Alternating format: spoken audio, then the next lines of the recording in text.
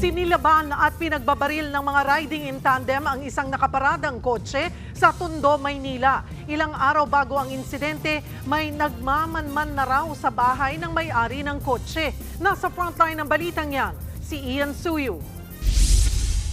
Kuha ang CCTV footage na ito sa kanto ng F. Santiago Street sa barangay 189 sa Tondo, Maynila. Dumaan ang dalawang motorsiklo na yan pasado alas 4 ng madaling araw kanina.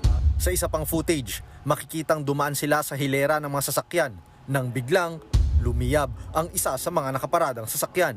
Bumaba ang isang angkas at tila binaril pa ang nasusunog na sasakyan, saka dire-diretsong umalis.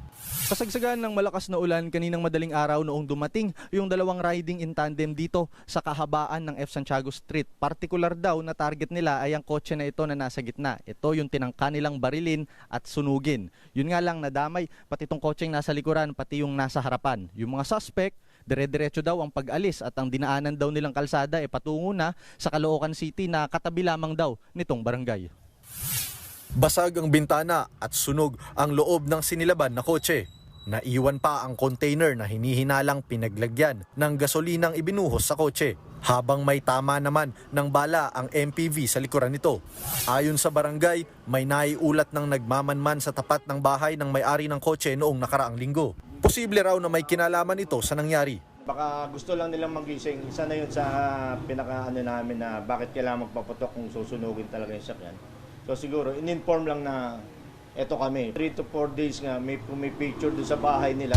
Hindi raw nila namukhaan ng mga suspect na may suot na kapote at helmet ng mga oras na iyon. Sinubukang kausapin ng News 5 ang may-ari ng kotse pero tumanggi itong humarap sa kamera bilang pag-iingat sa seguridad. Ang Manila Police District naman may persons of interest na sa insidente at nagsasagawa na ng follow-up operation para matunton ng mga suspect. Nagbabalita mula sa frontline, Ian Suyu, News 5. Mga kapatid, Cheryl Cosing po.